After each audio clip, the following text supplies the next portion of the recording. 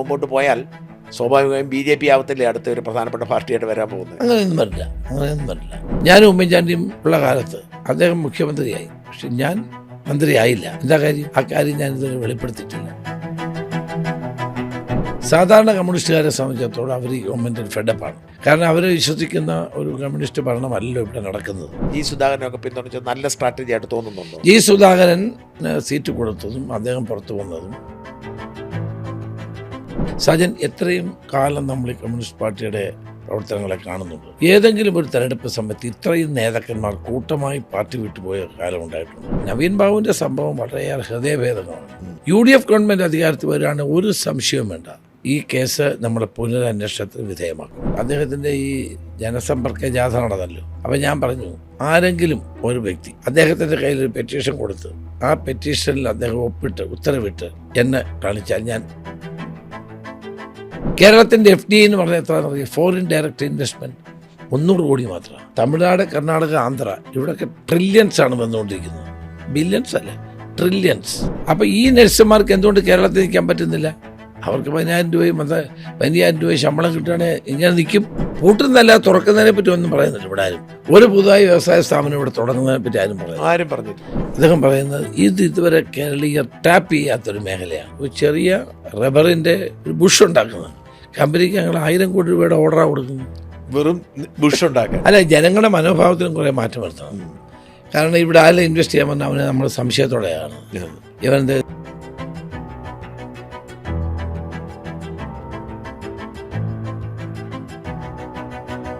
നമസ്കാരം. മറുനാടിൻ്റെ ഏറ്റവും പുതിയ ഇലക്ഷൻ പോഡ്കാസ്റ്റിൽ എല്ലാവർക്കും സ്വാഗതം. നമ്മുടെ ഏറ്റവും പ്രധാനപ്പെട്ട അതിഥി തന്നെ രമേശ് ചെന്നിത്തല. നമസ്കാരം. എങ്ങനെ പോകുന്നു തെരഞ്ഞെടുപ്പ്? വളരെ നന്നായി പോകുന്നുണ്ട്. UDFന് ഒരു വൻപിച്ച മുന്നേറ്റം ഞങ്ങൾ പ്രതീക്ഷിക്കുന്നു. ജനവികാരം വളരെ ശക്തമാണ്. ജനങ്ങൾക്കൊരു രാഷ്ട്രീയ മാറ്റം അനിവാര്യമാണെന്നുള്ള തോന്നൽ ഉണ്ടായിട്ടുണ്ട്. സോ അതിനനുസരിച്ചാണ് ജനങ്ങൾ റിയാക്ട് ചെയ്യുന്നത്. നമ്മളെവിടെ പോയി, ഇന്നലെ ഞാൻ ഇടുക്കി, കോട്ടയം ജില്ലകളിലായിരുന്നു. അവിടെയൊക്കെ വൻപിച്ച മാറ്റമാണ്. ജനങ്ങൾ പൂർണ്ണമായും ഭരണമാറ്റത്തിന് തയ്യാറെടുത്ത് നിൽക്കുന്ന കാഴ്ചയാണ് കാണാൻ കഴിയുന്നത്. നമുക്കതെങ്ങനെ ഫീൽ ചെയ്യുന്നത്? എങ്ങനെയാണ്? നമുക്ക് ആളുകളെ കണ്ടറിയാൻ പറ്റുമല്ലോ, ആളുകൾ റിയാക്ഷൻ കണ്ടറിയാൻ പറ്റുമല്ലോ. നമ്മളെ തടിച്ചു കൂടുന്ന ആളുകളുടെ റിയാക്ഷൻ, നമ്മൾ വഴിയെ പോകുമ്പോൾ നമ്മളെ കാണുമ്പോൾ ഉണ്ട് ആളുകളുടെ റിയാക്ഷൻ, ഇതെല്ലാം വളരെ വ്യക്തമായി പതിവിൽ നിന്ന് വ്യത്യസ്തമാണ്. മുൻ തെരഞ്ഞെടുപ്പുകളിൽ നിന്ന് വ്യത്യസ്തം. 2021 കോവിഡ് ആയിരുന്നുകൊണ്ട് ആർക്കും വെളിയിൽ പോലും ഇറങ്ങാൻ പറ്റില്ല. അതിൽ നിന്നൊക്കെ വെച്ചും ഭയങ്കരമായ മാറ്റമാണ്. ലോക്സഭാ തെരഞ്ഞെടുപ്പിലൊക്കെ കണ്ട ഒരു ചലനം, അതെ, ആ റിപ്പീറ്റേഷൻ. നമുക്ക് എന്ത് ഘടകങ്ങൾ കൊണ്ടാണ് നമുക്ക് ഈ ആത്മവിശ്വാസം ഇത്ര ഉള്ളത്? 2-3 കാര്യങ്ങളാണ്. ഒന്ന്, ഈ ഗവൺമെൻറ്റിനെതിരായ വികാരം. 2, ഈ ഗവൺമെൻറ് ഇനിയും വന്നാൽ ഇവിടെ കമ്മ്യൂണിസ്റ്റ് പാർട്ടി ഉണ്ടാവില്ല എന്നുള്ള സാധാരണ കമ്മ്യൂണിസ്റ്റുകാരുടെ വിശ്വാസം. 3, നമ്മളൊരു പോസിറ്റീവ് അജണ്ട മുന്നോട്ട് വെക്കുന്നുണ്ട്. നമ്മൾ വന്നാൽ എന്ത് ചെയ്യും? അപ്പോൾ ഇത് 3ഉം ഒരു വലിയ ഘടകമാണ്. സാധാരണ കമ്മ്യൂണിസ്റ്റുകാരെ സംബന്ധിച്ചിടത്തോളം അവർ ഈ ഗവൺമെൻറ് ഫെഡപ്പാണ്. കാരണം അവർ വിശ്വസിക്കുന്ന ഒരു കമ്മ്യൂണിസ്റ്റ് ഭരണമല്ലല്ലോ ഇവിടെ നടക്കുന്നത്. ഇത് കുറേ ആളുകൾ അവരുടെ താല്പര്യത്തിന് വേണ്ടി നടത്തുന്ന ഭരണമായിട്ടാണ് അവരുടെ എല്ലാം വിലയിരുത്തൽ. സജൻ, എത്രയും കാലം നമ്മൾ ഈ കമ്മ്യൂണിസ്റ്റ് പാർട്ടിയുടെ പ്രവർത്തനങ്ങളെ കാണുന്നുണ്ട്. ഏതെങ്കിലും ഒരു തെരഞ്ഞെടുപ്പ് സമയത്ത് ഇത്രയും നേതാക്കന്മാർ കൂട്ടമായി പാർട്ടി വിട്ടുപോയ കാലം ഉണ്ടായിട്ടുണ്ടോ? ഇല്ല. വിമതരേ ഉണ്ടായിരുന്നില്ല. ഒണ്ടേ അപ്പം മാറ്റി വെക്കും. വിമതരൊക്കെ നമ്മുടെ കൂടെ ആയിരുന്നു പലപ്പോഴും. ഇപ്പം എത്ര പേരാണ്? ജി സുധാകരൻ, PK ശശി, ഗോവിന്ദൻ, സുരേഷ് ഉൾപ്പെടെയുള്ള എത്ര പേരാണ് പാർട്ടി വിട്ടു. കുഞ്ഞികൃഷ്ണൻ, പിന്നെ സുരേഷ് കുറുപ്പിനെ പോലുള്ള പലരും അവർ മിണ്ടാതിരിക്കുന്നുണ്ട്. അവരുടെ പാർട്ടി വിട്ട മട്ടിലാണ്. മനസ്സുകൊണ്ട് അവരൊന്നും അവരുടെ കൂടെ ഇല്ല, വെളി പറയുന്നില്ല. അത് അയാളുടെ ഒരു അന്തസ്സുള്ളവനായിട്ട്. അയാളുടെ പിന്നെ ഈ പ്രായത്തിൽ ഇനി പാർട്ടി വിടണ്ട അല്ലെങ്കിൽ ശബ്ദം ഉയർത്തണ്ട എന്ന് കരുതിയിട്ടാണ്.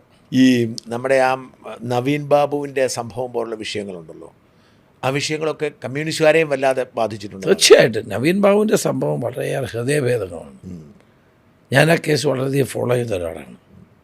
വാസ്തവത്തിൽ അവരുടെ കുടുംബം അനുഭവിക്കുന്ന വേദന ചെറുതല്ല. അത് ഒന്ന് അംഗീകരിക്കാൻ പോലും ഈ ഗവൺമെൻറ് തയ്യാറായില്ല. യഥാർത്ഥ അന്വേഷണം നടത്തിയാൽ ഇത് മുഴുവൻ കാര്യം പുറത്തു വരും. UDF ഗവൺമെൻറ് അധികാരത്തിൽ വരികയാണ്, ഒരു സംശയവും വേണ്ട, ഈ കേസ് നമ്മൾ പുനരന്വേഷണത്തിന് വിധേയമാക്കും. ഉറപ്പാണ്. ഉറപ്പാണ്. കാരണം ആ മഞ്ജുഷ അത്രമാത്രം പരിശ്രമിച്ചിട്ട് മഞ്ജുഷ പരിശ്രമിച്ചു, ഞങ്ങളൊക്കെ സഹായിച്ചു. സുപ്രീം കോടതി വരെ ഞാൻ മനു അഭിഷേക് സിംഗ്വിയുടെ ഇവിടെ ഹാജരാകാൻ പറഞ്ഞു. അദ്ദേഹത്തിന് ഹാജരാവാതിരുന്നതിൻ്റെ കാരണം മുഴുവൻ വായിച്ചിട്ടാണ്, താഴെ കോടതികളിലെ വായിച്ചിട്ടാണ്. പിന്നെ എന്നാലും അദ്ദേഹത്തിൻ്റെ ഏറ്റവും സീനിയറായ അദ്ദേഹത്തിൻ്റെ ജൂനിയേഴ്സ് സുപ്രീം കോടതിയിലും കഴിഞ്ഞു വേണ്ട എന്നുള്ളതാണ് എത്തിയല്ലേ. പക്ഷെ പുനരന്വേഷണം നടത്താൻ പറ്റും നമുക്ക്. അപ്പോൾ ഞാൻ ചോദിച്ചാൽ ഈ നിങ്ങൾ UDF അധികാരത്തിൽ വന്നാൽ ഈ 10 വർഷം ഇവർ കാട്ടിയ അഴിമതിയിൽ അങ്ങ് തന്നെ കൊണ്ടുവന്ന ഒരുപാട് വിഷയങ്ങളുണ്ട്. ഇന്നത്തെ വിഷയം എന്താണ്? ഇന്നത്തെ സഹകരണ ബാങ്കിലെ ഈ കമ്പ്യൂട്ടറൈസേഷനുമായി ബന്ധപ്പെട്ടതാണ്. അത് വലിയൊരു കള്ളക്കളിയാണ്. അതെങ്ങനെയായിരുന്നു വിഷയം? 700 കോടി രൂപയുടെ ഒരു അഴിമതിയാണ്. അത് ഇവരാദ്യം ചെയ്തത് ടെൻഡർ ചെയ്തു, TCS എടുത്തു, പിന്നെ TCS മാറിക്കഴിഞ്ഞിട്ട് ഇത് സ്വകാര്യ ഈ ദിനേശ് BD സൊസൈറ്റിയും വേറെ മലബാർ സൊസൈറ്റിയും ചേർന്ന് ഇതങ്ങ് ക്യാൻസൽ ചെയ്തു. ഇത് ക്യാബിനറ്റിൽ പോയി അംഗീകരിച്ചതാണ്. എന്നിട്ട് ഇത് ക്യാൻസൽ ചെയ്തിട്ട് ടെൻഡർ വിളിക്കാതെ വേറെ ടെൻഡർ ഇട്ട് ആ കണ്ടീഷൻ മാറ്റം വരുത്തി. 200 പേര് ഉള്ളതായിരിക്കണം, കേരളത്തിലുള്ള കമ്പനി ആയിരിക്കും എന്നൊക്കെ പറഞ്ഞാൽ ഇവർക്ക് വേണ്ടി മാത്രമായി ഇത് ചെയ്തു. എന്നിട്ട് ഇവരെന്ത് ചെയ്തു, മുസ്ലിം ലീഗിൻ്റെ ഒരു കമ്മിറ്റി ഒരു കൺസോർഷ്യം ഉണ്ടാക്കി. മുസ്ലിം ലീഗിൻ്റെ ഒരു സംഘത്തെ കൂടി അത് വെച്ചു. പക്ഷേ ഇതിൻ്റെ വസ്തുത എന്താണെന്ന് വെച്ചാൽ ഇത് മറ്റുള്ള ആർക്കും അപേക്ഷിക്കാൻ കഴിയത്തില്ല. നമ്മളിപ്പോൾ ടാറ്റായ്ക്ക് കൊടുക്കണമെന്ന് നമ്മൾ പറഞ്ഞില്ല. നമ്മൾ പറയുന്നത് എന്താ, സുതാര്യമായി നടപ്പാക്കണം, മറ്റുള്ള ആളുകൾ കൂടി അപ്ലൈ ചെയ്യാൻ അവസരം കൊടുക്കണം. അങ്ങനെ കൊടുക്കാതെ ഇവർ ചെയ്തത് വളരെ ബോധപൂർവമായി ഈ കമ്പനികൾക്ക് മാത്രം കിട്ടത്തക്ക നിലയിലാണ് ഇതിൻ്റെ കണ്ടീഷൻസ് എഴുതി വെച്ചത്. തൽഫലമായി എന്ത് ചെയ്യുന്നു, ഇത് കൃത്രിമമായി ഫസ്റ്റ് ലോവസ്റ്റ് സെക്കൻഡ് ലോവസ്റ്റ് എന്ന ഇതുണ്ടാക്കുന്നു. എന്നിട്ട് ഇവർക്ക് താല്പര്യമുള്ള ഈ കമ്പനിക്ക് കൊടുക്കുന്നു, ദിനേശ് BD കമ്പനിക്ക്. അത് ഏതാണ്ട് 700 കോടി രൂപയുടെ. ഇത് 4412 പ്രാഥമിക സംഘങ്ങളുണ്ട് കേരളത്തിൽ. അവർക്കെല്ലാം സോഫ്റ്റ്വെയർ കൊടുക്കുകയാണ്. അപ്പോൾ എല്ലാവരും വലിയ സാമ്പത്തികമായ തട്ടിപ്പാണിത്. 700 കോടി രൂപയുടെ ഒരു അഴിമതിയാണ്. ഞാൻ എൻ്റെ വിശദാംശങ്ങളെല്ലാം പറഞ്ഞുകൊണ്ടായി. ഇത്തരത്തിലാണ് ഇവരുടെ ടെൻഡറെല്ലാം. ഈ ഊരാളുങ്കൽ സൊസൈറ്റി കൊടുക്കുന്നത് ഇങ്ങനെ തന്നെയല്ലേ? അവിടെ ടെൻഡറില്ല. അങ്ങനെ കൊടുക്കുക നിയമമുണ്ടോ? നിയമമൊന്നുമില്ല. അവരങ്ങനെ നമ്മുടെ UDF ഗവൺമെൻറ് കാലത്ത് തന്നെ അങ്ങനെ ഒരു പദ്ധതി പ്രഖ്യാപിച്ചായിരുന്നു. ആണോ? ഇവർക്ക് ടെൻഡറില്ലാതെ പങ്കെടുക്കാമെന്ന്. അതെന്തിനാ അങ്ങനെ വന്നു? സൊസൈറ്റിയാണെന്ന് പറഞ്ഞു. അങ്ങനെ അന്ന് കൊടുത്തതിൻ്റെ ഫലമായിട്ട് പിന്നെ ഇങ്ങോട്ട് വന്ന 10 വർഷം അവർക്കാണ് ടെൻഡറില്ലാതെ കൊടുക്കാൻ പറ്റുന്നത്. അപ്പം ഞാൻ പറഞ്ഞ നമ്മൾ UDF അധികാരത്തിൽ വരാൻ നമ്മൾ ജനങ്ങളോട് പറയുന്നത് എന്ത് വ്യത്യാസമാണ് ഈ CPM-ൽ നിന്ന് നമ്മൾ മുമ്പോട്ട് വയ്ക്കുന്നത്? നമ്മൾ ജനങ്ങൾക്ക് വേണ്ടിയിട്ടുള്ളൊരു ഭരണമാകും. ഇന്നിപ്പോഴൊരു ഏകാധിപത്യ ഭരണമാണ്. കേരളത്തിലെ മുഖ്യമന്ത്രി ആർക്കെങ്കിലും പെറ്റീഷൻ കൊടുക്കാൻ പറ്റത്തില്ല. ഒരു ഉത്തരവ് വാങ്ങിക്കാൻ പറ്റുമോ? ഞാൻ പറഞ്ഞു, അദ്ദേഹത്തിൻ്റെ ഈ ജനസമ്പർക്ക ജാഥ നടന്നല്ലോ. അപ്പോൾ ഞാൻ പറഞ്ഞു, ആരെങ്കിലും ഒരു വ്യക്തി കേരളത്തിൽ അദ്ദേഹത്തിൻ്റെ കയ്യിലൊരു പെറ്റീഷൻ കൊടുത്ത് ആ പെറ്റീഷനിൽ അദ്ദേഹം ഉത്തരവിട്ട് എന്നെ കാണിച്ചാൽ ഞാൻ 1 പവൻ്റെ സ്വർണ്ണമോതിരം കൊടുക്കുന്നു. പരസ്യമായിട്ട് പറഞ്ഞു. ആരും സ്വർണ്ണമോതിരം വാങ്ങിക്കാൻ വന്നിട്ടില്ല. കാരണം കേരള മുഖ്യമന്ത്രിയെ കാണാൻ MLA-മാർക്ക് കഴിയുന്നില്ല, മന്ത്രിമാർക്ക് കഴിയുന്നില്ല. അതൊരു ഭരണമാണോ? ജനാധിപത്യ ഭരണമല്ലേ ഇത്? ഞങ്ങൾ വ്യത്യസ്തരായിരിക്കും. ഞങ്ങൾ ജനങ്ങളോടൊപ്പം ജീവിക്കുന്ന ആളുകളാണ്. ജനങ്ങളുടെ ഭരണമായിരിക്കും. ഞങ്ങൾ ഒറ്റ വാക്കി പറഞ്ഞാൽ ജനങ്ങളുടെ ഭരണമായിരിക്കും. എന്താണ് മുമ്പോട്ട് വയ്ക്കുന്ന നിങ്ങളുടെ ഒരു വ്യത്യാസം ഈ UDF അധികാരത്തിൽ വരുമ്പോൾ? ഞങ്ങളുടെ ഒരു പോസിറ്റീവ് അജണ്ടയാണ്. ഈ കേരളം എന്ന് പറയുന്നത് ദൈവത്തിൻ്റെ സ്വന്തം നാടാണ്. ഒത്തിരി പുരോഗതി പ്രാപിക്കുന്ന സംസ്ഥാനമാണ്. ഈ 10 വർഷം ഒന്നും ഉണ്ടായില്ല. കൊച്ചി മെട്രോയും കണ്ണൂർ വിമാനത്താവളവും വിഴിഞ്ഞവും കൊണ്ടൊന്നും ഉമ്മൻചാണ്ടി ഗവൺമെൻറ്റാണ്. ഞങ്ങൾ കേരളത്തിൻ്റെ വികസനം എന്ന് പറയുന്നത് വൻകിട വികസന പദ്ധതികൾക്ക് ഇവിടെ വലിയ സ്ഥാനമുണ്ട്. ആ വികസന പദ്ധതികൾ ഏത് മേഖലയിൽ വേണമെന്നുള്ളതാണ് പ്രശ്നം. കാരണം ഇവിടെ ലാൻഡിൻ്റെ അവൈലബിലിറ്റി കുറവാണ്. ഒരു ഭാഗത്ത് സഹ്യപർവ്വതം, പിന്നീട് നമ്മുടെ ബാക്ക് വാട്ടേഴ്സ്, പിന്നെ കടൽ. എവിടെയാണ് സ്ഥലം? അപ്പം നമുക്ക് കോൺസെൻട്രേറ്റ് ചെയ്യാൻ പറ്റിയ മേഖല സർവീസ് സെക്ടറാണ്. IT, ടൂറിസം, അലൈഡ് ആയിട്ടുള്ള സംവിധാനങ്ങൾ ഇവയാണ്. ഇന്ന് നമുക്കറിയാം ടൂറിസത്തിൽ കേരളത്തിൽ അനന്തമായ സാധ്യതയുണ്ട്. അത് പ്രയോജനപ്പെടുത്താൻ നമ്മൾ 10 വർഷമായിട്ട് ഒന്നും ചെയ്തിട്ടില്ല.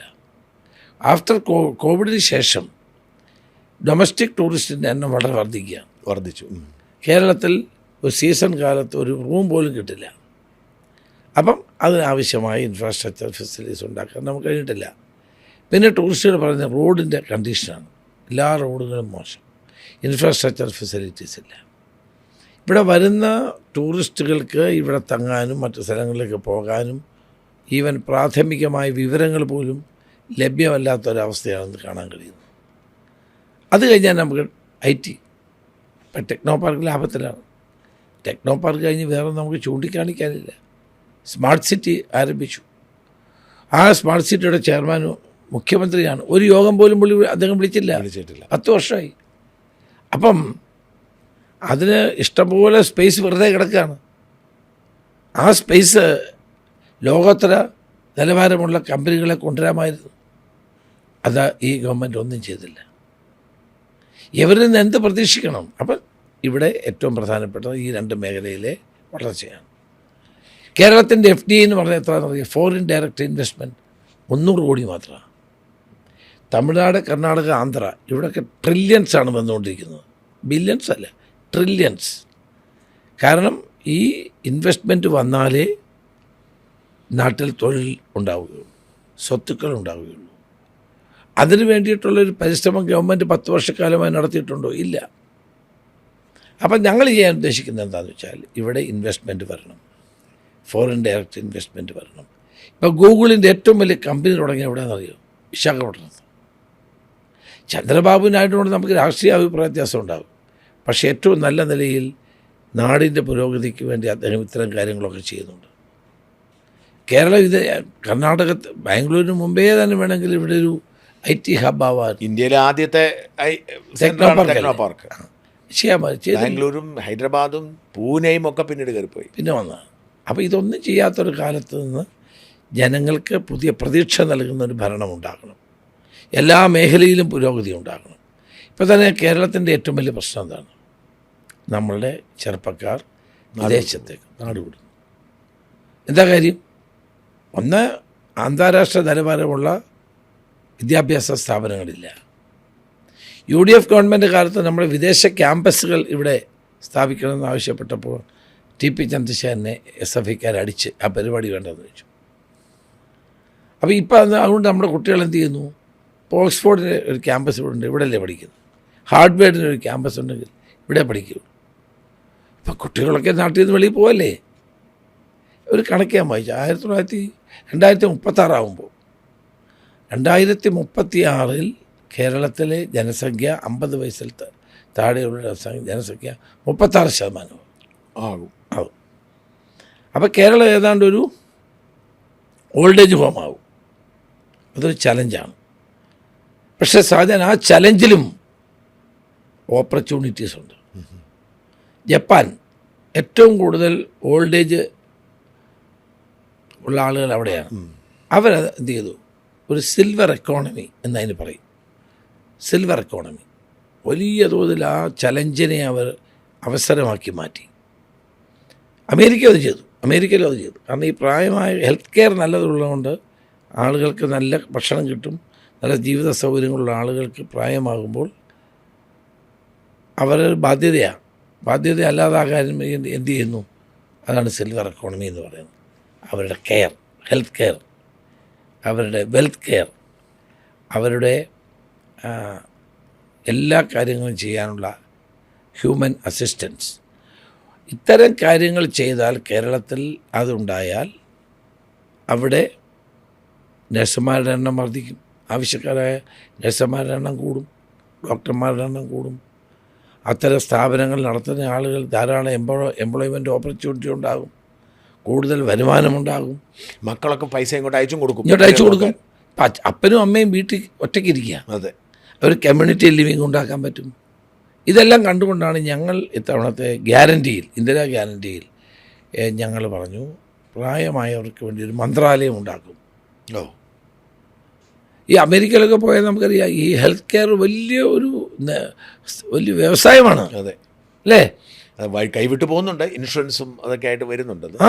അപ്പം അതൊരു വലിയ കാര്യമാണ്. ഇവിടെ ഈ കേരളത്തിൽ പ്രായം ചെന്ന ആളുകളുടെ സംരക്ഷണം ഉറപ്പുവരുത്താൻ കഴിയും. അതിലൂടെ നമുക്ക് എംപ്ലോയ്മെൻറ്റ് ഓപ്പർച്യൂണിറ്റി ഉണ്ടാക്കാൻ കഴിയും, വെൽത്ത് ക്രിയേറ്റ് ചെയ്യാൻ പറ്റും. കുട്ടികളെ എങ്ങനെ നിർത്താൻ പറ്റും നമുക്ക്? ഇപ്പോൾ യുവാക്കളെ എങ്ങനെ? അതിലേക്കാൻ വരാം. അതാണ് ഏറ്റവും വലിയ പ്രശ്നം. അതിനാണ് ഞാൻ പറഞ്ഞത്, ഞങ്ങൾ ഭാവനാപൂർണ്ണമായൊരു പ്രവർത്തനമാണ് ആരംഭിച്ചത്.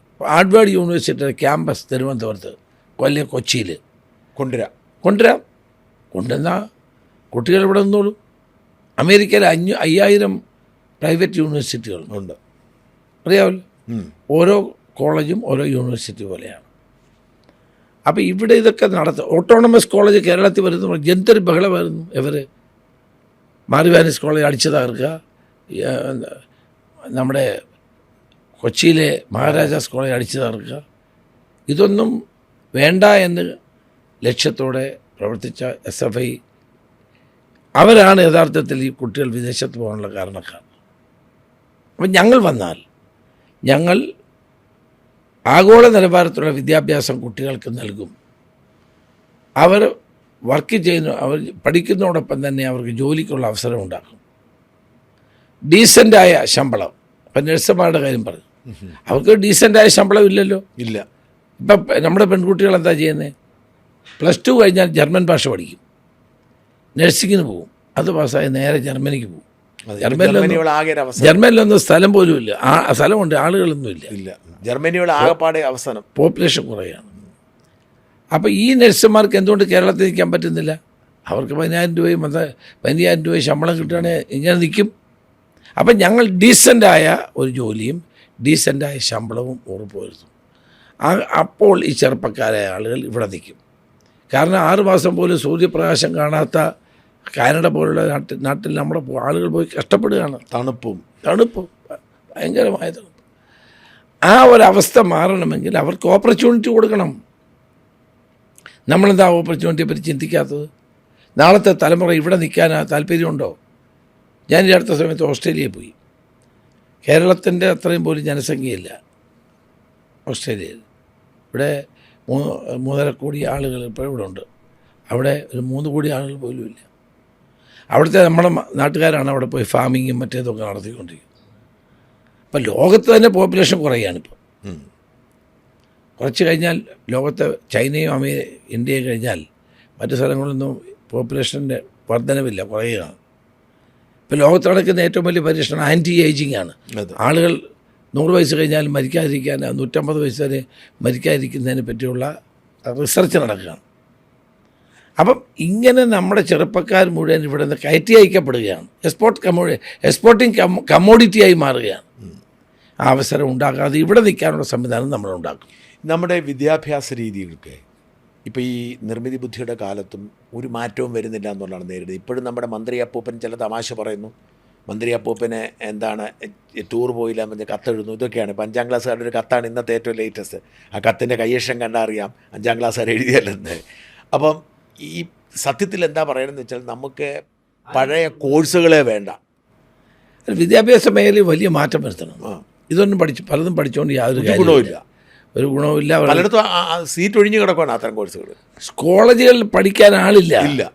ആ കൊമേഴ്സിന് മാത്രം കാണും ഒരു ക്ലാസ്. അപ്പോൾ എന്നാ ചെയ്യും? അതിനെന്താണ് നിങ്ങളുടെ? അതിന് വേണ്ടത് ആധുനിക കാലഘട്ടത്തിനനുസരിച്ച് സിലബസിൽ മാറ്റം വരുത്തണം. AI, machine learning, robotic science, ഇങ്ങനെയുള്ള കോഴ്സുകൾ പഠിപ്പിക്കുകയും അതിലേക്ക് കുട്ടികളെ അട്രാക്റ്റ് ചെയ്യിപ്പിക്കണം. എന്നിട്ട് അവർക്ക് അതിപ്പോൾ ജോലി സാധ്യത കൂടും. അതെ, ജോലി സാധ്യത കൂടണമെങ്കിൽ വെറുതെ പഠിച്ചിട്ട് ഒരു ഘട്ടം വരെ നമുക്കൊരു പൊതുവിദ്യാഭ്യാസം നൽകണം. പക്ഷെ അത് കഴിഞ്ഞ് സ്പെഷ്യലൈസേഷനിലേക്ക് വരുമ്പോൾ ഇത്തരം കോഴ്സുകളിലേക്ക് പോയാൽ അവർക്ക് സാധ്യത ഉണ്ടാവും. അതിനുള്ളൊരു പദ്ധതി നമുക്കുണ്ട്, തീർച്ചയായിട്ടും ഉണ്ട്. അതുപോലെ ഞാൻ ചോദിച്ചൊരു ആരോഗ്യ മേഖലയാണ്. നമുക്ക് ഏറ്റവും കുത്തഴിഞ്ഞ് കിടക്കുന്ന ആരോഗ്യ മേഖലയാണ്. കാശിന് ഗുണമില്ലാത്തൊരു മന്ത്രിയാണ് ഇപ്പം ആരോഗ്യ വകുപ്പ് ഭരിക്കുന്നത്. കത്രിക വയറ്റിലാണല്ലോ, അറിയാമല്ലോ. അപ്പോൾ ഈ ആരോഗ്യം നമുക്ക് എന്തുകൊണ്ട് മെഡിക്കൽ കോളേജിൻ്റെ എണ്ണം കൂട്ടുക, അല്ലെങ്കിൽ ബെഡിൻ്റെ എണ്ണം കൂട്ടുക, ഡോക്ടർമാരുടെ എണ്ണം കൂട്ടുക, നേഴ്സുമാർ, ബേസിക്കായിട്ട് ചെയ്യാൻ പറ്റുന്നൊരു കാര്യമില്ല. എന്താണ് അത് ചെയ്യാൻ പറ്റാത്തത്? ഇപ്പോൾ ആരോഗ്യരംഗം ഏതാണ്ട് വെന്റിലേറ്ററിലാണ്. ഇപ്പോൾ അത് മോർച്ചറിയിലേക്ക് മാറി. വാസ്തവത്തിൽ ഇത്രയും ദീർഘവീക്ഷണമില്ലാത്ത ഒരു ഗവൺമെൻറ്റും മന്ത്രിയും ഞാൻ ഒരിടത്തും കൊണ്ടിട്ടില്ല. UDF ഗവൺമെൻറ് എല്ലാ ജില്ലകളിലും മെഡിക്കൽ കോളേജ് ആരംഭിക്കാൻ തീരുമാനിച്ചു. തിരുവനന്തപുരത്ത് 2ാമതൊരു മെഡിക്കൽ കോളേജ് സാങ്ഷൻ കിട്ടി. വേണ്ടാന്ന് വെച്ചവർ. അത് ഞാൻ ഹരിപ്പാട് മെഡിക്കൽ കോളേജ് ഞങ്ങൾ സ്ഥലമെടുത്ത് എല്ലാം ചെയ്ത് തുടങ്ങാൻ ആളുകൾ പബ്ലിക് പ്രൈവറ്റ് പാർട്ടിസിപ്പേഷൻ ചെയ്യാനാണ് ഉദ്ദേശിച്ചത്. PPP മോഡൽ ഗവൺമെൻറ് വന്നു വേണ്ടാന്ന് വെച്ചു. ഇടുക്കി മെഡിക്കൽ കോളേജിൻ്റെ, അടൂർ മെഡിക്കൽ, കോന്നി മെഡിക്കൽ കോളേജിൻ്റെ സ്ഥിതി അതീവ ദയനീയം. നമ്മുടെ വയനാട് മെഡിക്കൽ കോളേജ് ജില്ലാ ആശുപത്രിയിൽ നിന്ന് ആളുകളെ, മെഡിക്കൽ കോളേജിൽ നിന്ന് ആളുകളെ ജില്ലാ ആശുപത്രിയിലേക്ക് റെഫർ ചെയ്യുക. ഇത് ഗതികേടാണ്. ബോർഡ് മാത്രമേ ഉള്ളൂ. ഇതൊരു കഷ്ടമാണ്. മെഡിക്കൽ സംവിധാനങ്ങളില്ലാതായി. മെഡിക്കൽ കോളേജിൽ പോയി ചികിത്സ കിട്ടാതായി. പുതിയ മെഡിക്കൽ കോളേജ് വേണ്ട എന്ന് തീരുമാനിച്ചു. അതിൽ നിന്നൊരു മാറ്റം ഞങ്ങളുണ്ടാകും, ഒരു സംശയം വേണ്ട. അതായത് ഉള്ള മെഡിക്കൽ കോളേജെല്ലാം ഭംഗിയാക്കും, ഉള്ള മെഡിക്കൽ കോളേജിലെ സൗകര്യങ്ങൾ വർദ്ധിപ്പിക്കും, ബെഡ് കൂട്ടുമോ? ഞാനിപ്പോൾ കോട്ടയം മെഡിക്കൽ കോളേജിലേക്ക് ഒരാളെ കാണാൻ പോയപ്പോഴേ ഒരു ബെഡ് 2 പേര്, നിലത്തൊരാൾ. എന്തുകൊണ്ട് ബെഡ് കൂട്ടിക്കൂടാ? എന്തുകൊണ്ട് ഡോക്ടർമാരുടെ എണ്ണം കൂട്ടിക്കൂടാ? എന്തുകൊണ്ട് നേഴ്സുമാരുടെ എണ്ണം കൂട്ടുക? കാരണം ഈ പാവപ്പെട്ടവൻ പോകുന്ന ഗവൺമെൻറ് മെഡിക്കൽ കോളേജല്ലേ. അല്ല, ഇവരാരും പോകാറില്ലേ മെഡിക്കൽ കോളേജിലൊന്നും? ഈ ഡോക്ടർ മന്ത്രിമാരും പോകാറില്ലേ? കാരണം ഞെട്ടിപ്പോയി. ഒരു ബെഡ് 2 പേര്, ഇത്ര വീതിയുള്ള ബെഡിൽ താഴെ കിടക്കാണ് ഒരു രോഗി. അതിനൊക്കെ ഒരു പരിഹാരം ഉണ്ടാകും. നമ്മുടെ മെഡിക്കൽ കോളേജിൽ ഒരു അസുഖമായിട്ട് പോയാൽ 2 അസുഖമായിട്ട് തിരിച്ചു വരേണ്ടി വരും. ഞാൻ പറയുക ചെയ്യുന്നൊരു കാര്യം മാനുഫാക്ചറിങ് ആണ്. കാരണം ഒരു സംസ്ഥാനം വളരണമെങ്കിൽ പ്രൊഡക്ഷൻ വേണം. നമ്മുടെ നാട്ടിൽ ഒന്നുമേ ഞാൻ കണ്ടിട്ട്, എനിക്കൊന്ന് മൂവാറ്റുപുഴ ഞാൻ കണ്ട ഒരു ദന്തൽ മാനുഫാക്ചറിങ് കമ്പനി കണ്ടിട്ടുണ്ട്. എറണാകുളത്തൊക്കെ അവിടെ ഇവിടെ ഒന്നിട്ട് ചെറിയ ചെറിയ സാധനങ്ങൾ കണ്ടിട്ടുണ്ട്. എന്ത് ചെയ്യാൻ പറ്റും? നമുക്ക് ഉള്ള കിറ്റക്സ് അവരോട് ഓടിച്ചു. എന്താണ് പദ്ധതി? ഇപ്പോൾ ഞാൻ നെയ്യാറ്റിക്കര പരിപാടിക്ക് പോയി. അപ്പോൾ നെയ്യാറ്റിക്കര മണ്ഡലത്തിൽ ശക്തൻ്റെ തെരഞ്ഞെടുപ്പ് പരിപാടിക്ക് പോയത്. അവിടെ ചെന്നപ്പോൾ ആളുകൾ പറഞ്ഞു കേരളത്തിലെ ഏറ്റവും നല്ല നിലയിൽ ലാഭകരമായി പ്രവർത്തിച്ചുകൊണ്ടിരുന്നതാണ് കേരള ഓട്ടോമൊബൈൽസ്. അതെ, ഏത് ഈ മോട്ടോർ സൈക്കിൾ അല്ല ഓട്ടോറിക്ഷ പൂട്ടി. ഈ ഗവൺമെൻറ് വന്ന ശേഷം പൂട്ടി. അപ്പുറത്തൊരു പവർലൂം ഉണ്ടായിരുന്നു, പൂട്ടി. കെൽപ്പാം പൂട്ടി. പൂട്ടുന്നതല്ല, തുറക്കുന്നതിനെ പറ്റി ഒന്നും പറയുന്നില്ല ഇവിടെ ആരും. ഒരു പുതുതായി വ്യവസായ സ്ഥാപനം ഇവിടെ തുടങ്ങുന്നതിനെ പറ്റി ആരും പറഞ്ഞിട്ടില്ല. കാരണം ഇവിടെ ആരും ഇൻവെസ്റ്റ് ചെയ്യാൻ വരുന്നില്ലല്ലോ. നിങ്ങൾ കൺസെഷൻ കൊടുക്കേണ്ട, ആളുകൾക്ക് പണമുണ്ട്. കേരളത്തിലെ ജനങ്ങളുടെ പണമാണ് ബാങ്കിൽ ഏറ്റവും കൂടുതലുള്ളത് compared to Tamil Nadu and Karnataka. കേരളത്തിലെ ഓരോ ഗ്രാമങ്ങളിലും നമ്മുടെ ഈ നാഷണലൈസ്ഡ് ബാങ്കിൻ്റെ ശാഖയുണ്ട്. ആ ശാഖയിൽ നിന്ന് കോടിക്കണക്കിന് രൂപ ആളുകൾ ഇൻവെസ്റ്റ് ചെയ്ത് കിടക്കുകയാണ്. അതിങ്ങനെ കിടക്കുകയാണ്. ക്യാഷ് ഡെപ്പോസിറ്റ് റേഷ്യോ പരിശോധിച്ചാൽ ഏറ്റവും കുറവ് കേരളത്തിലാണ്. അതെ, ആരും ലോൺ എടുക്കുന്നില്ല. മാത്രമല്ല വയബിൾ പ്രൊജക്റ്റുകൾ ആരും കൊടുക്കുന്നില്ല. വയബിൾ പ്രൊജക്റ്റുകൾ കൊടുത്താൽ അവർ പണം കിട്ടും. പണം പ്രശ്നമല്ല കേരളത്തിൽ. വയബിൾ പ്രൊജക്റ്റുകളില്ല, നടത്താൻ ആളില്ല, ഇനിഷ്യേറ്റീവില്ല, നടത്താൻ അവരെ താങ്ങാൻ സർക്കാരുമില്ല. അല്ല, അതുകൊണ്ടാണ് ഞാൻ പറഞ്ഞ 10-65 പേർക്ക് പണി കൊടുക്കുന്നൊരു സ്ഥാപനം ഞാൻ നടത്തിയിട്ട് എന്നെ എപ്പോഴും ഇറക്കി വിടാനാണ് നോക്കുന്നത്. അതെ, പൂട്ടാനാണ് നോക്കുന്നത്. അതെ, ഇവരുടെ ഒരു ഇത്. അതിന് നമ്മൾ എന്ത് മാറ്റം കൊണ്ടുവരും? മാറ്റം വെച്ചാൽ ഒരു ഉദാഹരണം ഞാൻ പറയും. എന്താണ് ഇന്നൊവേറ്റീവായിട്ടുള്ള ബിസിനസ്? എന്താണ് ലാഭകരമായ ബിസിനസ്? എന്താണ്? അതാണ് ചിന്തിക്കേണ്ടത്. ഞാനൊരു ഉദാഹരണം, ഞാൻ അടുത്ത സമയത്ത് എൻ്റെ യൂട്യൂബിൽ ഞാനൊരു ചർച്ച സോമനാഥുമായിട്ട് നടത്തി. VSSC ISR. അദ്ദേഹം എന്നോട് ഒരു വളരെ രസകരമായ കാര്യം പറഞ്ഞു.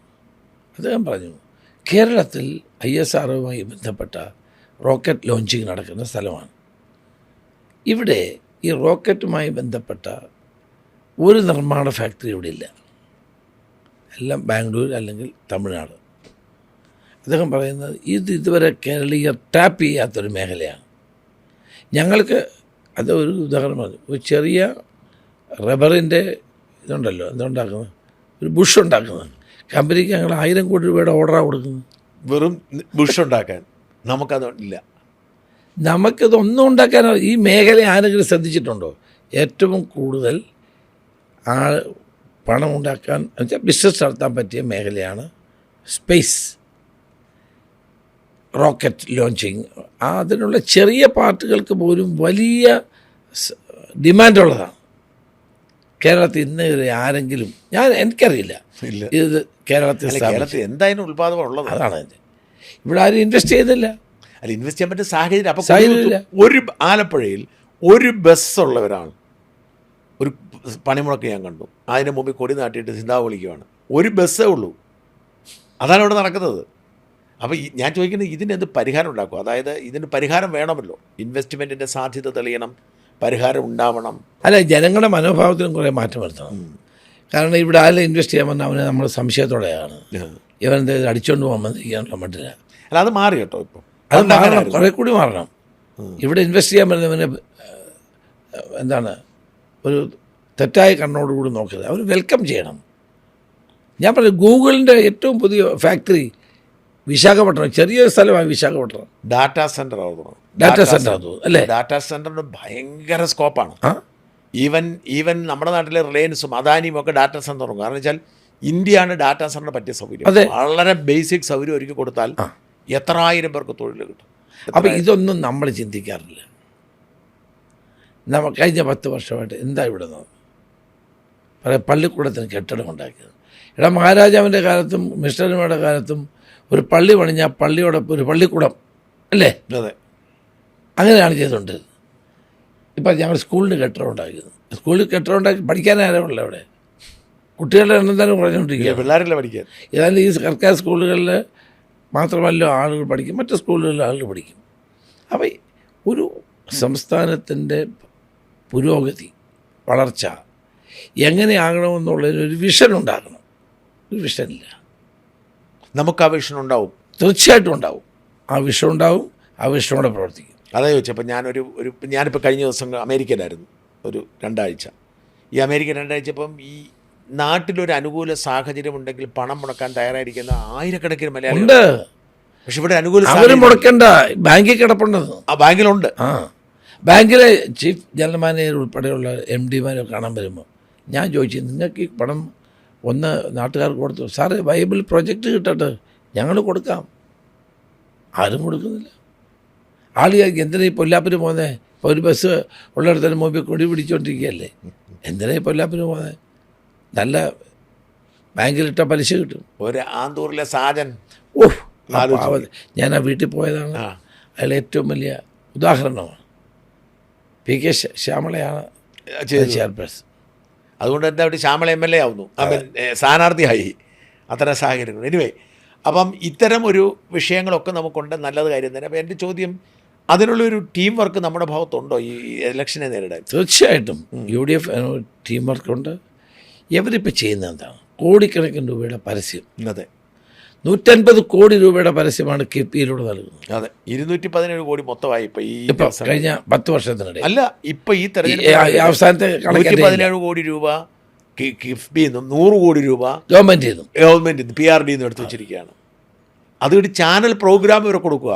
എനിക്ക് തോന്നുന്നത് സർക്കാരിൻ്റെ പരസ്യം മേടിക്കാത്ത ഏക സ്ഥാപനം ഞങ്ങളാന്ന് തോന്നുന്നു. ഞങ്ങൾക്കും അപ്രോച്ച് വന്നു, ഞങ്ങളോട് ഉടക്കാണ് എങ്കിൽ പോലും ഈ മറ്റൊന്ന് 2 സ്ഥാപനങ്ങൾ വഴി സബ് കോൺട്രാക്ട് എന്ന നിലയിൽ എടുക്കുന്നു ചോദിച്ചു പോകുന്നു. നേരിട്ട് തരാൻ അവർക്ക് ചോദിക്കാൻ ധൈര്യമില്ലാത്തതുകൊണ്ട് എല്ലാവർക്കും കാശ് കൊടുക്കും. തന്നെ സീരിയൽ TV-യിലൊക്കെ ഇടയ്ക്ക് പറയാം, നമുക്കിപ്പോൾ സൗകര്യമായല്ലോ, പെൻഷൻ മുടങ്ങാതെ കിട്ടുന്നുണ്ടല്ലോ, ഇതിനൊക്കെ പണം കൊടുക്കും.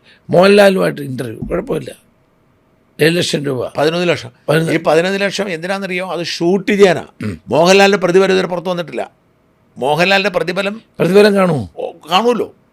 കാരണം മോഹൻലാൽ ഒരു ദിവസം മെനക്കെട്ട് പോയി ഇരിക്കണേ പ്രതിഫലം കാണുമല്ലോ. മോഹൻലാലിൻ്റെ പ്രതിഫലം വന്നിട്ടില്ല. അതുപോലെ ഈ ചാനലുകളെല്ലാം കൊടുത്തില്ലേ, അതിന് പൈസ ആര് കൊടുക്കും? ആരും കൊടുത്തില്ല, ഇവർക്കെല്ലാം കൊടുത്തില്ലേ, ഇവർ കൊടുത്തല്ലേ, ഒരേ സാധനം കൊടുത്തല്ലേ, അതിനെ വരുമല്ലോ, ഇനിയിപ്പം വരും. ഇതെല്ലാം പുറത്ത്. ഇതൊക്കെ അന്വേഷിക്കും. ഇവരുടെ ഈ ദൂർത്ത് നിങ്ങൾ അധികാരത്തിൽ വന്നാൽ തീർച്ചയായിട്ടും ദൂർത്തും അഴിമതിയും ഞങ്ങൾ അന്വേഷിക്കും. ഈ പൈസയൊക്കെ ചിലപ്പോൾ നിങ്ങളായിരിക്കും കൊടുക്കേണ്ടി വരുന്നത്. ഇവർ മറ്റേ ബില്ല് കൊടുക്കുന്നവളായിരിക്കും. ഇപ്പോഴത്തെ മുടക്കമുണ്ടല്ലോ, അത് എന്ത് ചെയ്യും നിങ്ങൾ? കാരണം പത്രങ്ങൾക്ക് പരസ്യം കൊടുത്തിരിക്കുന്നു, കാശ് നിങ്ങൾ കൊടുക്കേണ്ടി വരില്ലേ? അപ്പോൾ എന്ത് ചെയ്യും? എന്ത് പരിഹാരം? ഇങ്ങനെ അനാവശ്യമായി ചെയ്ത ആളുകളുടെ പേര് നടപടിയെടുക്കണം. എനിവേ, അപ്പോൾ ഞാൻ ചോദിക്കേണ്ടത്, ഈ നിങ്ങൾക്കിടയിൽ ചില ഭിന്നതകളുണ്ടല്ലോ, ആ ഭിന്നതകൾ ബാധിക്കത്തില്ല എന്ന് തന്നെ. ഇപ്പം മുഖ്യമന്ത്രിയുടെ കാര്യത്തിൽ ഇപ്പോൾ കഴിഞ്ഞ ദിവസം PJ കുര്യൻ പറയുന്നു അങ്ങായിരിക്കണം, സുധാകരൻ പറയുന്നു അങ്ങായിരിക്കണം പറഞ്ഞു. അപ്പോൾ ആ ഒരു ഭിന്നതയൊക്കെ ഇല്ലേ, ഇത് ബാധിക്കുമല്ലേ? എന്താ ഇത് ഈ ചോദ്യം വരുന്നതിന് കാരണം, കഴിഞ്ഞ 10 വർഷമായിട്ട് ഒരു ഏകാധിപതി കേരളം ഭരിക്കുന്നുണ്ടാണ്. ഒരു ഏകാധിപതി ഭരിക്കുക, അയാളെ ആർക്കും ചോദ്യം ചെയ്യാൻ പാടില്ല, സംസാരിക്കാൻ പാടില്ല. അയാളുടെ പാർട്ടിക്കകത്തല്ല അടിമക്കൂട്ടങ്ങളായി, ആരും ചോദ്യം ചെയ്യില്ല. അതുപോലെ തന്നെ അദ്ദേഹത്തിൻ്റെ ഭരണകാലത്ത് രാജാവിൻ്റെ ഭരണം പോലെയാണ്, തിരുവായ്ക്ക് എതിർവായില്ല. ഇങ്ങനെ ആളുകൾ കണ്ട് ഒരു മാനസികാവസ്ഥ നിൽക്കുകയാണ്. ഇത് ജനാധിപത്യമാണ്. ജനാധിപത്യത്തിൽ ഭരണഘടനാ പ്രകാരമാണ് ഓരോ പാർട്ടിക്കും നിലനിൽപ്പുള്ളതും രജിസ്ട്രേഷനും. ഓരോ പാർട്ടിക്കകത്ത് വ്യത്യസ്ത അഭിപ്രായങ്ങൾ ഉണ്ടാകണം. എൻ്റെ അഭിപ്രായം അതാണ് ഇന്നർ പാർട്ടി ഡെമോക്രസി. കോൺഗ്രസ് എന്നും ഇന്നർ പാർട്ടി ഡെമോക്രസിക്ക് പിന്തുണ കൊടുത്ത പാർട്ടിയാണ്. ഡിഫറൻറ്റ് രാജ്യം തന്നെ ഡിഫറൻ്റ് അല്ലേ? വിവിധ ആചാരങ്ങൾ, വിവിധ മര്യാദകൾ, വേഷവിധാനങ്ങൾ, ആളുകളെ വ്യത്യസ്തമായ ചിന്തകൾ, ഇതൊക്കെയല്ല നമ്മുടെ രാജ്യത്തിൻ്റെ പ്രത്യേകത. കോൺഗ്രസ്സിനകത്ത് വ്യത്യസ്ത അഭിപ്രായം ഉണ്ടാകണമെന്നാണ് എൻ്റെ അഭിപ്രായം. എന്നിട്ട് ആ വ്യത്യസ്ത അഭിപ്രായങ്ങളെല്ലാം കൂടെ ക്രോഡീകരിച്ച് ഒരു അഭിപ്രായത്തിലെത്തണം.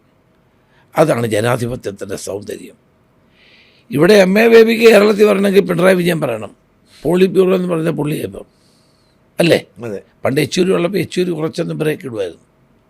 ഇപ്പം അതുമില്ല. അപ്പം പോളിറ്റ് ബ്യൂറോയും ഇല്ല, സ്റ്റേറ്റ് കമ്മിറ്റിയും ഇല്ല, ഒന്നുമില്ല, അദ്ദേഹമാണില്ല. അത് ജനാധിപത്യമല്ല. കോൺഗ്രസ്സിനകത്ത് നിങ്ങളൊക്കെ പറയും എന്തോ വലിയ കുഴപ്പം. ഒരു കുഴപ്പമില്ല. എന്താണ്?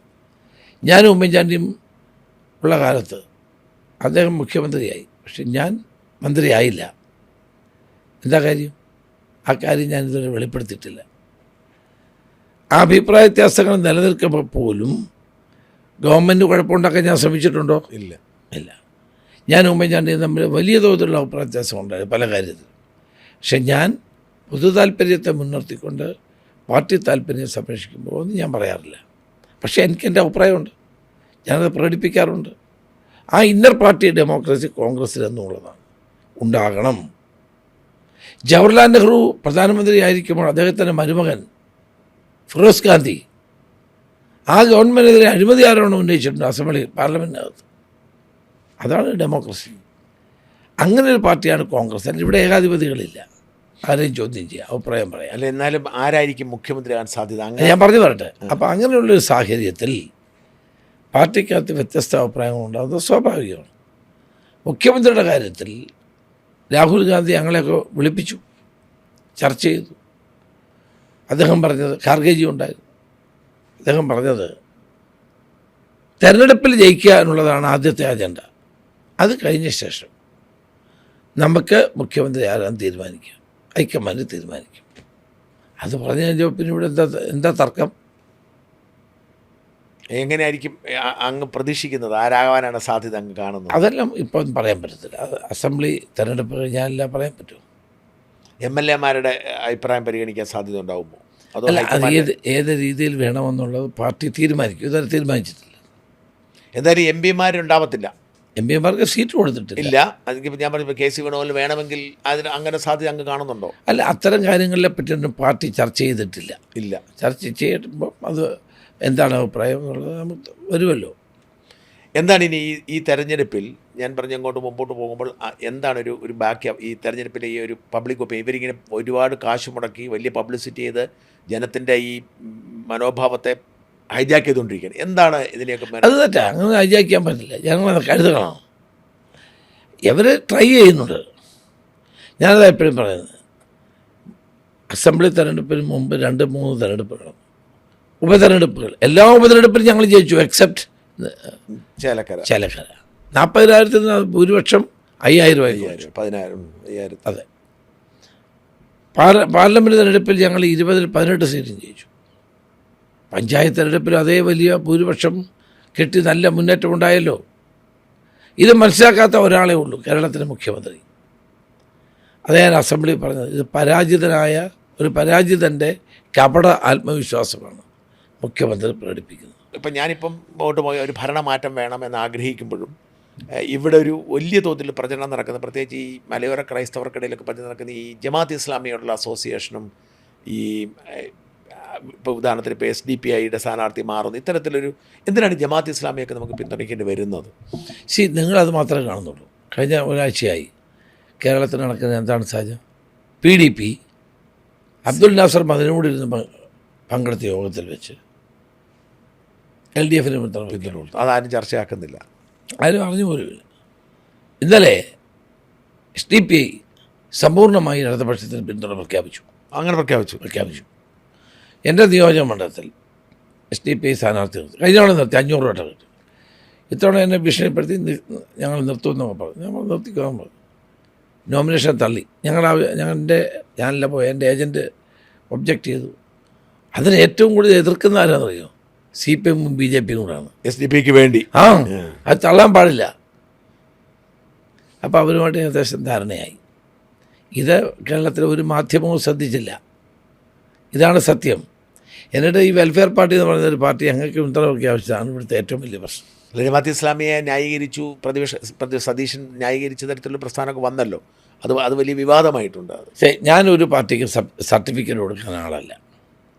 അവർക്ക് അവരുടേതായ ലൈനുണ്ടാവും. പക്ഷേ ഈ ദുർഭരണത്തെ എതിർക്കാനും താഴെ ഇറക്കാനും ആര് വോട്ട് ചെയ്യാൻ തയ്യാറായാലും അവരെ വെൽക്കം ചെയ്യണമെന്നാണ് എൻ്റെ അഭിപ്രായം. അവരുടെ വോട്ട് വേണ്ട എന്ന് ഞാൻ പറയില്ല, ഏത് പാർട്ടിയാണേലും. കാരണം എന്താ പറയുക, പണ്ട് EMS പറഞ്ഞാൽ ഏത് ചെകുത്താനെ പിടിച്ചും ഇവരെ പുറത്താക്കുക എന്നുള്ളതാണ് ഇന്ന് നാടിൻ്റെ ആവശ്യം. മനസ്സിലായി. അല്ലാതെ അവർക്ക് സീറ്റ് കൊടുക്കുന്നില്ലല്ലോ. ഞങ്ങളെ സീറ്റ് കൊടുക്കുന്നില്ല.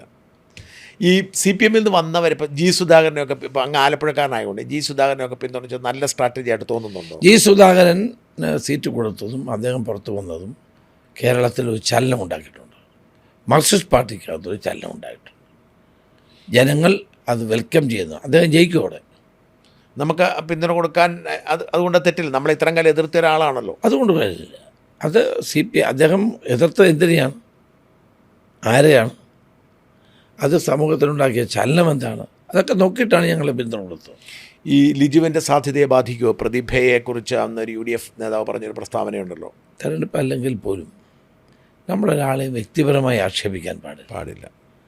പ്രതിഭയെപ്പറ്റി അങ്ങനെ പറയാൻ പാടില്ല. അതുകൊണ്ടാണ് ഞങ്ങളൊക്കെ തന്നെ ഇടപെട്ടു, പുറത്താക്കണമെന്ന് ആവശ്യപ്പെട്ടു, പുറത്താക്കി. കാരണം നമ്മളൊരാളിനെ, പ്രത്യേകിച്ച് സ്ത്രീകളെ പൊതുമധ്യത്തിൽ ഇങ്ങനെ അപമാനിക്കുന്ന ഒരു നടപടിയോട് ഞാൻ യോജിക്കില്ല. കേരളത്തിൽ, ഞാൻ അവസാനിപ്പിക്കുക, അങ്ങയുടെ സമയം പോയെന്ന് എനിക്കറിയാം, കേരളത്തിൽ BJP വലിയ തോതിൽ ഇക്കുറി സാന്നിധ്യം തെളിയിക്കുമെന്നാണ് പറയുന്നത്. അവർ അവകാശപ്പെടുന്ന അവർക്ക് കുറഞ്ഞതൊരു 5 സീറ്റ് കിട്ടുമെന്നാണ് BJP കേന്ദ്രങ്ങൾ പറയുന്നത്. അങ്ങ് എങ്ങനെയാണ് BJPയുടെ കടന്നുവരവിനെ കാണുന്നത്? BJPയുടെ കടന്നുവരവിനെ ഞാൻ ഗൗരവത്തോടെ കാണും. 5 സീറ്റൊന്നും കിട്ടാൻ പോകുന്നില്ല, അക്കൗണ്ട് തുറക്കാനും പാടാണ്. പക്ഷേ അവരുടെ ശതമാനത്തിലുള്ള വർധനവ്, വോട്ടിംഗ് പെർസെൻറ്റേജിലുള്ള വർധനവ് ആശങ്കാജനകമാണ്. അത് മതേതര ജനാധിപത്യത്തിനും ജനാധിപത്യ വിശ്വാസികൾക്കും അതൊരു അങ്കലാപ്പുണ്ടാക്കുന്നതാണ്. അതിനെ തടഞ്ഞേ മതിയാവും. അല്ല, പക്ഷേ ഇത് എത്ര തടയാൻ പറയുമ്പോഴും അവർ കൂടി വരുവാണല്ലോ. അവരുടെ ഇപ്പോൾ 20% എത്തിയിരിക്കുന്നവരുടെ ശതമാനം. അപ്പം ഇത് ഇങ്ങനെ മുമ്പോട്ട് പോയാൽ സ്വാഭാവികമായും BJP ആവത്തില്ലേ അടുത്ത ഒരു പ്രധാനപ്പെട്ട പാർട്ടിയായിട്ട് വരാൻ പോകുന്നത്? അങ്ങനെയൊന്നും വരില്ല.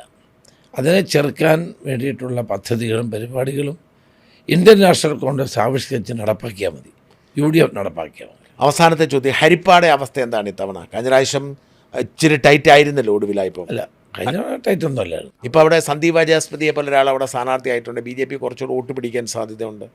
കഴിഞ്ഞ തവണ അല്ല, എപ്പോഴും BJPയുടെ സ്ഥാനാർത്ഥി എനിക്കെതിരെ മത്സരിക്കാറുണ്ട്. ഞാൻ ആര് മത്സരിച്ചാലും അതിനെ ഗൗരവത്തിലെടുക്കുന്ന ഒരാളാണ്. എൻ്റെ ഒരു സ്റ്റൈല്, ഒരു തെരഞ്ഞെടുപ്പിൽ ജയിച്ചാൽ പിറ്റേ ദിവസം രാവിലെ മുതൽ എൻ്റെ പ്രവർത്തനം വീണ്ടും ആരംഭിക്കുകയാണ്. കാരണം എന്നെ വിജയിപ്പിച്ച ജനങ്ങളോടുള്ള എൻ്റെ കമ്മിറ്റ്മെൻറ്റാണ്. അവരുടെ സന്തോഷത്തിൽ, അവരുടെ ദുഃഖത്തിൽ, അവരുടെ പ്രയാസത്തിൽ ഒക്കെ ഞാൻ അവരോടൊപ്പം ഉണ്ട്. ഞാൻ രാഷ്ട്രീയം നോക്കാറില്ല. ഹരിപ്പാടെ ജനങ്ങൾ അതുകൊണ്ടാണല്ലോ എന്നെ ആക്ച്വലി ഹരിപ്പാട് ഒരു ഇടതുപക്ഷ മണ്ഡലം ആയിരുന്നു, അങ്ങനെ പിടിച്ചെടുത്തതാണ്. ഞാനാണ് ആദ്യത്തെ കോൺഗ്രസ് MLA. 57 ആദ്യത്തെ മന്ത്രിസഭ ഉണ്ടാക്കുമ്പോൾ ചെങ്ങളത്ത് രാമകൃഷ്ണപിള്ള ഒന്നാമത്തെ MLA ആയിരുന്നു, ഇടതുപക്ഷം. അപ്പോൾ അങ്ങനെ തുടർച്ചയായി ഇടതുപക്ഷം ജയിച്ചുകൊണ്ട് മണ്ഡലത്തിൽ നിന്നാണ് ലീഡർ എന്നോട് പോയി മത്സരിക്കാൻ പറയുകയും ഞാൻ ജയിച്ചു വരികയും ചെയ്തു. പിന്നെ ഞാൻ എപ്പോൾ മത്സരിച്ചിട്ടുണ്ടോ അവരൊക്കെ എനിക്ക് വോട്ട് ചെയ്യും. അപ്പോൾ അതുകൊണ്ട് എനിക്ക് അവിടുത്തെ ജനങ്ങളോട് കമ്മിറ്റ്മെൻ്റ് ഉണ്ട്. എൻ്റെ അമ്മ ഇപ്പം മരിച്ചുപോയി, അമ്മയില്ല. പക്ഷേ എൻ്റെ അമ്മ ഇപ്പോൾ ഹരിപ്പാടാണ്. ജനങ്ങൾ അത്രമാത്രം നാട്ടിലെ ജനങ്ങൾ എന്നെ സ്നേഹിക്കുന്നു, എന്നെ ഇഷ്ടപ്പെടുന്നു. ഞാൻ തിരിച്ചു അതുപോലാണ്. അതുകൊണ്ട് ഹരിപ്പാടുകാരുമായിട്ടുള്ള എൻ്റെ ബന്ധം ആര് വിചാരിച്ചാലും ഇല്ലാതാക്കാൻ കഴിയില്ല. ഈ ഹരിപ്പാട് മാത്രമായിരുന്നു നിലവിൽ കോൺഗ്രസ് UDFിനുള്ളത്. ഇക്കുറി എന്തായിരിക്കും സ്ഥിതി? ഇത്തവണ വളരെ മാറ്റം ഉണ്ടാകും. ഞങ്ങൾ നല്ല സീറ്റുകൾ അവിടെ പിടിക്കും, കൂടുതൽ സീറ്റുകൾ പിടിക്കും. പത്തനംതിട്ടയൊക്കെ മുഴുവൻ കിട്ടുമെന്ന് പറയുന്നു. ഞാൻ 5 സീറ്റും കിട്ടും ഇപ്പോഴത്തെ ഒരു സാഹചര്യത്തിൽ. എനിവേ, അങ്ങയുടെ തിരക്കിൻ്റെ ഇടയിൽ ഞാൻ അധികം നീട്ടുന്നില്ല. നമുക്കൊരു മറ്റൊരു വിശദമായൊരു ഇൻ്റർവ്യൂ ഈ തെരഞ്ഞെടുപ്പിന് ശേഷം എടുക്കാം. എല്ലാവിധ ആശംസകളും. Thank you.